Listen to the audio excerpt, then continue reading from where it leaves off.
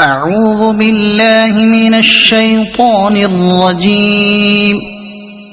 بسم الله الرحمن الرحيم. طه ما أنزلنا عليك القرآن لتشقى إلا تذكرة لمن يخشى تنزيلا ممن خلق الأرض والسماوات العلى الرحمن على العرش استوى له ما في السماوات وما في الأرض وما بينهما وما تحت الثرى وإن تجهر بالقول فإنه يعلم السر وأخفى الله لا إله إلا هو له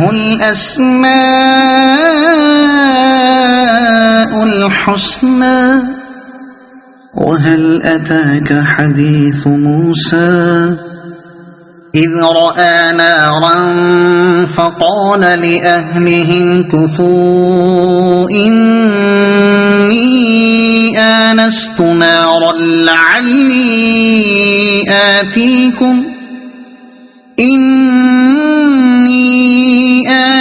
نارا لعلي آتيكم منها بقبس أو أجد على النار هدى فلما أتاها نودي يا موسى إني أنا ربك فاخلع نعليك إنك بالوادي المقدس طوى وأنا اخترتك فاستمع لما يوحى إنني أنا الله لا إله إلا أنا فاعبدني وأقم الصلاة لذكري إن الساعة آتية أكاد أخفيها لتجزى كل نفس بما تسعى فلا يصدنك عنها من لا يؤمن بها واتبع هواه فتردى وما تلك بيمينك يا موسى قال هي عصاي أتوكأ عليها وأهش بها على غنمي ولي فيها مآرب أخرى قال ألقها يا موسى فألقاها فإذا هي حية تسعى قال خذها ولا تخف سنعيدها سيرتها الأولى واضمم يدك إلى جناحك تخرج بيضاء من غير سوء آية أخرى لنريك من آياتنا الكبرى اذهب إلى فرعون إنه طغى قال رب اشرح لي صدري ويسر لي أمري واحلل عقدة من لساني يفقه قولي واجعل لي وزيرا من أهلي هارون أخي أشدد به أزري وأشركه في أمري كي نسبحك كثيرا ونذكرك كثيرا إنك كنت بنا بصيرا قال قد أوتيت سؤلك يا موسى ولقد مننا عليك مرة أخرى إذ أوحينا إلى أمك ما يوحى أن اقذفيه في التابوت فاقذفيه في اليم فليلقه اليم بالساحل يأخذه عدو لي وعدو له وألقيت عليك محبة مني ولتصنع على عيني إذ تمشي أختك فتقول هل أدلكم على من يكفله فرجعناك إلى أمك كي تقر عينها ولا تحزن وقتلت نفسا فنجيناك من الغم وفتناك فتونا فلبثت سنين في أهل مدين ثم جئت على قدري يا موسى واصطنعتك لنفسي اذهب أنت وأخوك بآياتي ولا تنيا في ذكري اذهبا إلى فرعون إنه طغى فقولا له قولا لينا لعله يتذكر أو يخشى قالا ربنا إننا نخاف أن يفرط علينا أو أن يطغى قال لا تخافا إنني معكما أسمع وأرى فأتياه فقولا إنا رسولا ربك فأرسل معنا بني إسرائيل ولا تعذبهم قد جئناك بآية من ربك والسلام على من اتبع الهدى إنا قد أوحي إلينا أن العذاب على من كذب وتولى قال فمن ربكما يا موسى قال ربنا الذي أعطى كل شيء خلقه ثم هدى قال فما بال القرون الأولى قال علمها عند ربي في كتاب لا يضل ربي ولا ينسى الذي جعل لكم الأرض مهدا وسلك لكم فيها سبلا وأنزل من السماء ماء فأخرجنا به أزواجا من نبات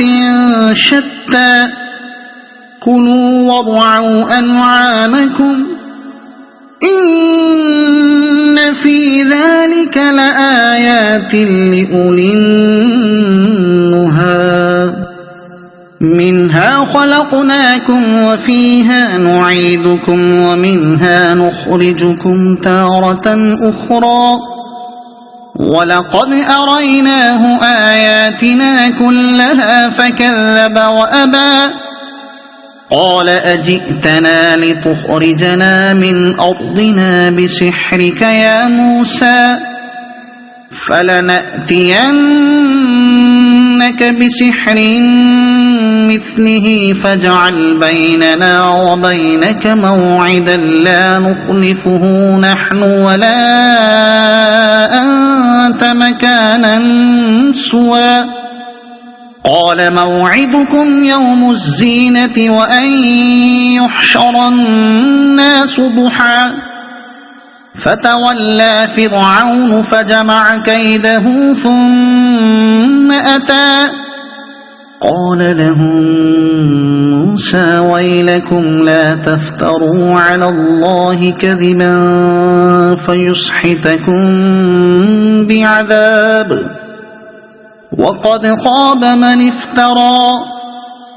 فتنازعوا أمرهم بينهم وأسروا النجوى قالوا إن هذان لساحران يريدان أن يخرجاكم من أرضكم بسحرهما ويذهبا بطريقتكم المثلى فأجمعوا كيدكم ثم أتوا صفا وقد أفلح اليوم من استعلى قالوا يا موسى إما أن تلقي وإما أن نكون أول من ألقى قال بل ألقوا فإذا حبالهم وعصيهم يخيل إليه من سحرهم أنها تسعى فأوجس في نفسه خيفة موسى قلنا لا تخف إنك أنت الأعلى وألق ما في يمينك تلقف ما صنعوا إنما صنعوا كيد ساحر ولا يفلح الساحر حيث أتى فألقي السحرة سجدا قالوا آمنا برب هارون وموسى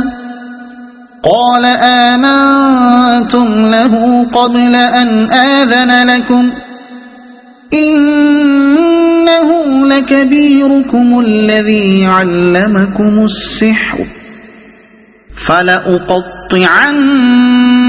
أيديكم وأرجلكم من خلاف ولأصلبنكم في جذوع النخل ولتعلمن أينا أشد عذابا وأبقى قالوا لن نؤثرك على ما جاءنا من البينات والذي فطرنا فاقض ما أنت قاض إنما تقضي هذه الحياة الدنيا إنا آمنا بربنا ليغفر لنا خطايانا وما أكرهتنا عليه من السحر والله خير وأبقى إنه من يأت ربه مجرما فإن له جهنم لا يموت فيها ولا يحيا ومن يأته مؤمنا قد عمل الصالحات فأولئك لهم الدرجات العلى جنات عدن تجري من تحتها الأنهار خالدين فيها وذلك جزاء من تزكى ولقد أوحينا إلى موسى أن أسر بعبادي فاضرب لهم طريقا في البحر يبسا لا تخاف دركا ولا تخشى فأتبعهم فرعون بجنوده فغشيهم من اليم ما غشيهم وأضل فرعون قومه وما هدى يا بني إسرائيل قد أنجيناكم من عدوكم وواعدناكم جانب الطور الأيمن ونزلنا عليكم المن والسلوى كلوا من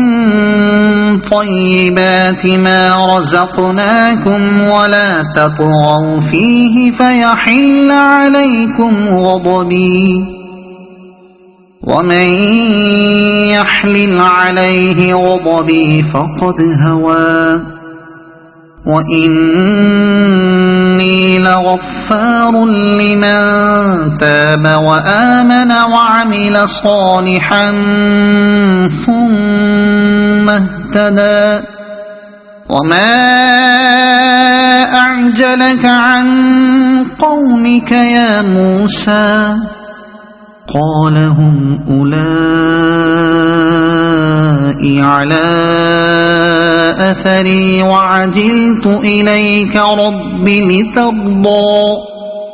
قال فإنا قد فتنا قومك من بعدك وأضلهم السامري فرجع موسى إلى قومه غضبان أسفا قال يا قوم ألم يعدكم ربكم وعدا حسنا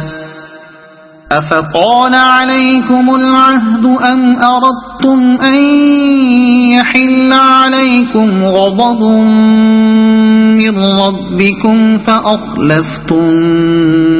موعدي قالوا ما أخلفنا موعدك بملكنا ولكننا حملنا أوزارا من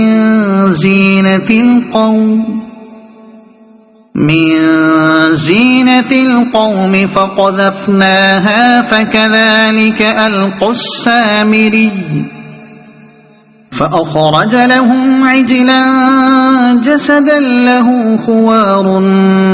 فقالوا هذا إلهكم وإله موسى فنسي أفلا يرون ألا يرجع إليهم قولا ولا يملك لهم ضرا ولا نفعا ولقد قال لهم هارون من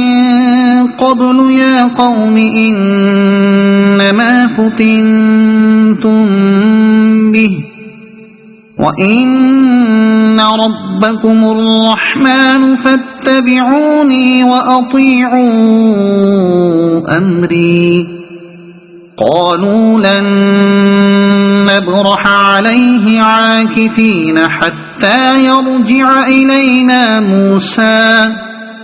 قال يا هارون ما منعك إذ رأيتهم ضلوا ألا تتبعن أفعصيت أمري قال يا ابن أم لا تأخذ بلحيتي ولا برأسي إني خشيت أن تقول فرقت بين بني إسرائيل ولم ترقب قولي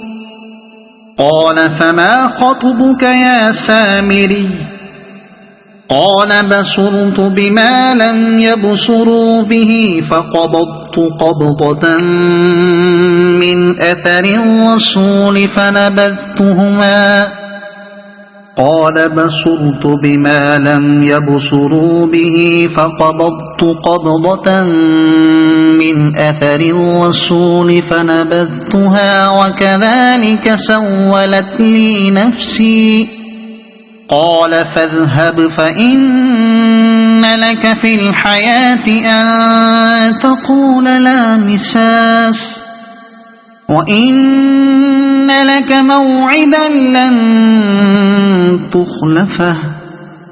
وانظر إلى إلهك الذي ظلت عليه عاكفا لنحرقنه ثم لننسفنه في اليم نسفا إنما إلهكم الله الذي لا إله إلا هو وسع كل شيء علما كذلك نقص عليك من أنباء ما قد سبق وقد آتيناك من لدنا ذكرا من أعرض عنه فإنه يحمل يوم القيامة وزرا خالدين فيه وساء لهم يوم القيامة حملا يوم ينفخ في الصور ونحشر المجرمين يومئذ زرقا يتخافتون بينهم إن لبثتم إلا عشرا نحن أعلم بما يقولون إذ يقول أمثلهم طريقة إن لبثتم إلا يوما ويسألونك عن الجبال فقل ينسفها ربي نسفا فيذرها قاعا صفصفا لا ترى فيها عوجا ولا أمتا يومئذ يتبعون الداعي لا عوج له وخشعت الأصوات للرحمن فلا تسمع إلا همسا يومئذ لا تنفع الشفاعة إلا من أذن له الرحمن ورضي له قولا يعلم ما بين أيديهم وما خلفهم ولا يحيطون به علما وعنت الوجوه للحي القيوم وقد خاب من حمل ظلما ومن يعمل من الصالحات وهو مؤمن فلا يخاف ظلما ولا هضما وكذلك أنزلناه قرآنا عربيا وصرفنا فيه من الوعيد لعلهم يتقون أو يحدث لهم ذكرا فتعالى الله الملك الحق ولا تعجل بالقرآن من قبل أن يقضى إليك وحيه وقل رب زدني علما ولقد عهدنا إلى آدم من قبل فنسي ولم نجد له عزما وإذ قلنا للملائكة اسجدوا لآدم فسجدوا إلا إبليس أبى فقلنا يا آدم إن هذا عدو لك ولزوجك فلا يخرجنكما من الجنة فتشقى إن لك ألا تجوع فيها ولا تعرى وأنك لا تظمأ فيها ولا تضحى فوسوس إليه الشيطان قال يا آدم هل أدلك على شجرة الخلد وملك لا يبلى فأكلا منها فبدت لهما سوآتهما وطفقا يخصفان عليهما من ورق الجنة وعصى آدم ربه فغوى ثم اجتباه ربه فتاب عليه وهدى قال اهبطا منها جميعا بعضكم لبعض عدو فإما يأتينكم مني هدى فمن اتبع هداي فلا يضل ولا يشقى ومن أعرض عن ذكري فإن له معيشة ضنكا ونحشره يوم القيامة أعمى قال رب لم حشرتني أعمى وقد كنت بصيرا قال كذلك أتتك آياتنا فنسيتها وكذلك اليوم تنسى وكذلك نجزي من أسرف ولم يؤمن بآيات ربه ولعذاب الآخرة أشد وأبقى أفلم يهد لهم كم أهلكنا قبلهم من القرون يمشون في مساكنهم إن في ذلك لآيات لأولي النهى ولولا كلمة سبقت من ربك لكان لزاما وأجل مسمى فاصبر على ما يقولون وسبح بحمد ربك قبل طلوع الشمس وقبل غروبها ومن آناء الليل فسبح وأطراف النهار لعلك ترضى ولا تمدن عينيك إلى ما متعنا به أزواجا منهم زهرة الحياة الدنيا لنفتنهم فيه ورزق ربك خير وأبقى وأمر أهلك بالصلاة واصطبر عليها لا نسألك رزقا نحن نرزقك والعاقبة للتقوى وأمر أهلك بالصلاة واصطبر عليها لا نسألك رزقا وقالوا لولا يأتينا بآية من ربه أولم تأتهم بينة ما في الصحف الأولى ولو أنا أهلكناهم بعذاب من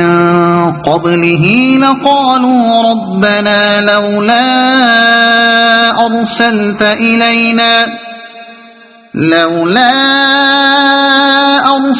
إلينا رسولا